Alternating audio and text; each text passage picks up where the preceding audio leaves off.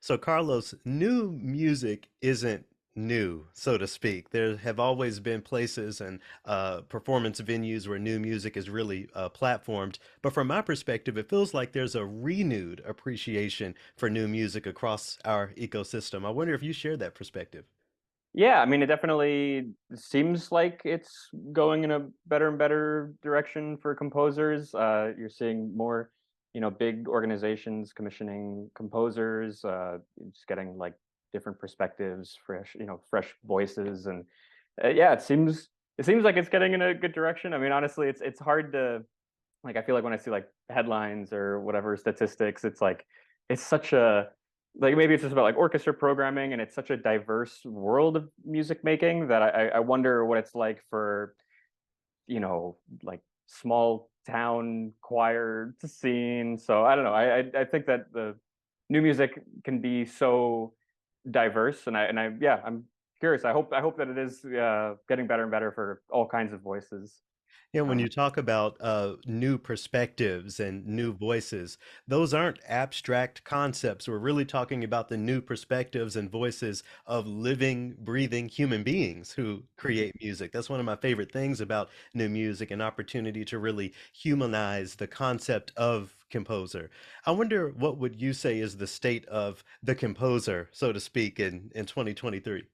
Yeah, I mean, absolutely, and I totally agree. Yeah, I mean, like I love Beethoven. Don't get me wrong, but he's not going to be upset at me if I miss one of his concerts or something. Whereas, like, I love going to concerts to support people that I know, or or maybe people that I don't know, but I want to support and I want to be there for them anyway. I think that that's exciting, and I'm under the impression that a lot of people feel the same way about that. I think that there's something like it feels more relevant to at least a lot of like the friends that I have, that seems like they want to hear new stories and want to hear maybe I'd even go as far to say just weirder stuff. I think, and I think I think about it a lot of times also in like the context of like films that like everyone loves these new like A24 movies. Like people want like the new weird stuff, and yeah, because it feels fresher, more relevant. It comes from different places. It's not just like the same old thing. So yeah, I don't know. I think composers are it's not just hopefully composers are entering kind of like the public imagination, and it's not just oh, composers are the people that write music for Star Wars movies or something, that people are more open to contemporary music and stuff like that. So yeah, I don't know. What do you think is necessary for composers to shift even more into that public imagination, as you're saying? A lot of people have the idea of a composer, some guy with a white wig on, probably in a funny costume. But for our society, for today, I wonder what you think is required of a composer to enter again that public imagination, as you say. Yeah, I mean, yeah, that's a big question, and I'm honestly not too sure that I have like a solid answer for that. I mean, it's yeah, because it's difficult. I mean, it part of me wonders if it needs to come from kind of like the top of organizations down, because I feel like part of it needs to be like breaking down this idea that a composer is whatever godly Mozart or whatever, these giant figures. That part of it needs to be just how things are. I don't know if it's like the marketing. I mean, yeah, it's because it's difficult for me to even understand like how these things are perpetuated even today. But yeah, I think that that's part of it to be able to go to concerts and see that living composers are being presented as equally valid as people like Mozart, and it's not just like, oh, come for the Beethoven, and yeah, we gave Carlos like 10 minutes to do his thing on stage. That's nice for him. So yeah, but yeah, it is a complicated issue, and it seems like it's getting better and better. But yeah, we'll see how things go. Yeah. Well, ACO's earshot readings, previously Underwood new music readings, are in part an effort to do just that, to shine a light on the composer as you all exist today. I wonder if you could speak to how your participation impacted the trajectory of your career. Yeah, I mean, it was huge. I mean, I graduated from my master's from Peabody Conservatory in 2017, and I think that was the Underwood. readings, that was one of the first opportunities that I, got as a kind of freelance, just out of, in the wild or whatever. And yeah, it was amazing having like all the rehearsal time and all the feedback. It really felt like the first big step in being a professional composer, and I still look back on like the things that I learned from just those it's like 2 3 days and or something, and it's like it just really changed my life. And yeah, getting the commission was also huge because I think that that kind of propelled me into other opportunities. I mean, having people to advocate for you, and Derek Bermel was huge. I mean, he recommended me to like other orchestras and stuff. I mean, it's yeah, like it's one of these like just being accepted into that program and everything that followed changed my life in ways that I'm probably like not even aware of, but it was massive for me. I wonder if you could paint the picture of the day you got notification that you were to be commissioned. What were some of your first thoughts? Did you have ideas of a piece already in your back pocket, or what was it like? Yeah, well, so it was yeah, it was a like completely overwhelming thing. I mean, the second I got the news, I like went out into like the middle of New York, like calling my friends and my parents, and just everyone just like screaming, and I'm just like I look like a crazy person in the it was insane. But yeah, I had actually already started sketching out a new orchestra piece, thinking I'm probably not going to get the commission, but I want to keep writing for orchestra, so I'm just going to like start a new project, and if it becomes the commission, cool. If it doesn't, okay, under the like either way, I'm moving on to the next thing. But yeah, the piece that I just finished up for this concert, it started with those sketches of like a just in case project or something. Yeah, You spoke yeah, it into existence. I love that. yeah, yeah, yeah. So I have to admit, I'm gonna show my nerdiness a little bit here. When I first saw the title Materia Prima, of your new piece that's gonna be premiered, I instantly went to video games, materia as it Mm. relates to Final Fantasy for all of the video game fans out there. I wonder if that has anything at all to do with this title, and if not, where did the title come from? Yeah, I mean, as much as I love video games, it didn't come from that place. Although maybe subconsciously, all those years of video games, yeah, it did something. But no, I mean, it was that, yeah, I had these sketches of a piece already, and I usually like starting with that as opposed to starting with like a concept or a title. I feel like it's more natural to let the kind of music speak for itself, or like what is it. But yeah, and it immediately sounded, I mean, it sounds like weird to say that, but it sounded aquatic to me. It felt this kind of water. I mean, I feel like I almost have this like synesthesia thing, but with like natural thing. Like, does it sound like light coming in through trees, or does it sound, and it just really felt like water. So I went down a little rabbit hole of looking up, imagery and things like that. And yeah, and I loved this idea of the I mean, it's sounds very big, but yeah, this idea of the cosmic ocean, this idea of the world emerging from water. And I looked into it, and yeah, I found it crazy that like a really shocking number of cultures and religions that are like separated from time and distance. I mean, cultures that probably never, ever, ever could have imagined that the other even existed, all had this same idea that it was from water came everything. And I loved that. And my music is very textural and glacial, and I think it lends itself well to this kind of emerging quality, and the idea of you know this chaotic, dark water, and from that all the beauty of the world comes from it. So yeah, I loved it, and it gave me a good excuse to explore things like beauty and violence and chaos, and how those things are hand in hand. And yeah, so it went, yeah, it was all from that, yeah. So not so much the video games, but yeah. Sure, sure. Well, just as programmatically speaking, different societies evolve and engage different things in different ways as time goes on. I think it's fair to say the same thing about music generally, even this piece of music. I wonder if you could talk about how your initial programmatic vision evolved into what the programmatic vision is for the piece now. Yeah, I mean, it definitely changed a lot over time. I mean, so I mean, I got this commission in 2018, right? And then it was, the pandemic postponed, it just so I've had a lot of time. I mean, the most time I've ever spent on a piece ever was this project here. And yeah, I've had a lot of time to revise it, to rethink it, and to think about implications of the form um and I think in the beginning there was a lot of, I mean, yeah, the world is different. Yeah, I started this before 2020, and like it just Before we changes knew how the word you. COVID. Yeah, exactly. I mean, these things, there were entire sections of the piece that were like, this doesn't feel like the world anymore, and I just had to cut it and start from scratch, or whatever. I don't want to get like too intense, but yeah, there are other moments where it's like, yeah, there needs to be more, chaos, and there needs to be more.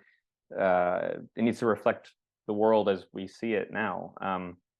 And yeah, it changed a lot of things, and the piece ended up being more of a narrative of trying to find some some place where you can just breathe, and trying to find kind of peace in this place that we're all in now. And it just felt more honest that way too, as opposed to, I don't want to come across like I'm writing about what the world is, because Mhm. what do I know, but it's just, all I know is that it feels really overwhelming to be alive right now sometimes, and finding a place to just breathe and kind of find your footing again. I think it's really important. So yeah, that's kind of what the piece ended up becoming. How important is it for you as a composer to engage the world around you through your artistry? There are many composers who really believe in music for music's sake, which is really great. It sounds like you have a slightly different approach. Yeah, I mean, I think it depends on the project, and and also, like, in general, I try to avoid. I just never want to come across as naive or anything, or so, like, and I feel like when talking about the world, I just want to make sure that I mean, I'm okay talking about my perspective, because that's all I fundamentally have. And so yeah, that was probably also one of the biggest challenges with this piece, is, how do I not come across like I'm telling someone what their experience is like or something. So yeah, but it's different. I mean, different people have very different ideas on that, and for someone to write a piece about whatever thing happening on the other side of the planet, hey, that's great too. Yeah, I'm you're for it. you're making a very good point when you talk about perspective. I even think about audience perspective. One of my favorite things about new music is weaving my own story in my mind as I'm listening, really gaining my own perspective. I also, with that being said, appreciate diving into the perspective of the composer to try to understand where they were coming from. I wonder, as audiences hear this premiere, if there are any musical motifs or metaphors or signals that they should listen out for that say a little something about where you were coming from with this piece.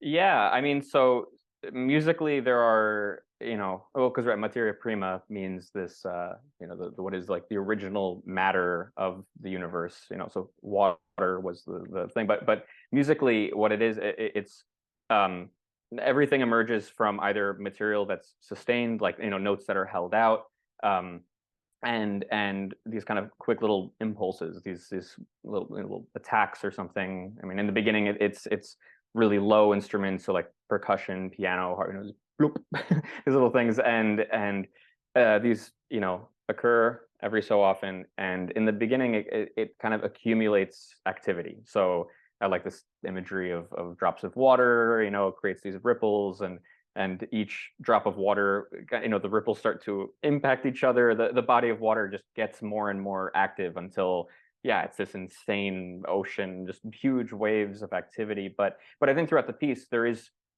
always this kind of feeling um of like points, and what yeah, and that there are these kind of evolutions of, it's not always just these low drops of water, but it can also then occur higher up in the instruments, and there's just this kind of metamorphosis of energy, and it becomes new textural places and different like kind of harmonic fields. It's hard to put into words. I think it'll come across a little bit more straightforward in experiencing the music. But yeah, I mean, I think a big part of it is just what is sustained, what is interrupting that sustain, and how do these kind of forces interact, and what blooms from that kind of tension. Yeah, well, something that has sustained for you, so to speak, are your orchestral performances. There are so many composers who really fight for that first performance by any orchestra, and not only have you achieved that benchmark, you have a piece that's being sounded in Carnegie Hall. You're really on an incredible trajectory. I wonder what you're hoping for next. How do you see your future as a composer? Yeah, I mean, like there's so many kind of wish list projects and everything, but I think right now, yeah, I'm lucky to have orchestras, commissioning me. Right now, I'm working on a project for Orchestra of St. Luke's, and yeah, there's it's just so fulfilling, and I don't know, I feel so lucky to have groups that are giving me a chance here to tell my stories and my perspectives and everything. Um, and yeah, I mean, if I could have more commissions like this one, I mean, then I'll be happy for the rest of my life. I mean, this is like I'm living the dream.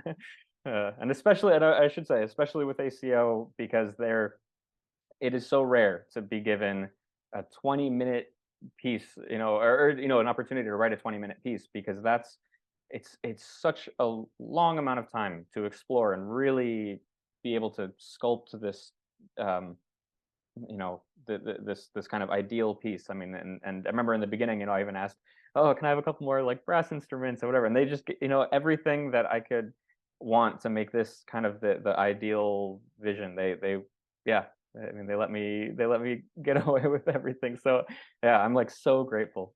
Yeah, I'd like to pull on that thread a little bit in closing, but before we do, how can people learn more about you, some of your upcoming projects, and maybe even potentially be in contact with you about another commission? Yeah, I mean, everything, you can contact me or learn more through my website, which is carlosbandera.com. Somehow I was able to get that domain. So yeah, feel free to, reach out, please. Even, if you just want to, if you were at the concert and didn't get a chance to talk to me or whatever, I'd love to. Yeah, I love hearing from people. So yeah, that'd be great. Yeah, you've already spoken to this slightly, but I wonder if you could just expound a little bit more on why emerging composers should engage ACO, the benefit of ACO to audiences even, and people in general who just really appreciate new music. Yeah, I mean, well, yeah, I mean, I definitely said a little bit about this, but yeah, it is really amazing that the ACO is so committed to not just playing new music, but of giving composers the platform to really express their ideas. I mean, that's just like so rare to have. I mean, this kind of, like a 20-minute piece for. I mean, it's almost unheard of, especially for. I mean, I should say, especially for emerging composers or younger composers. So.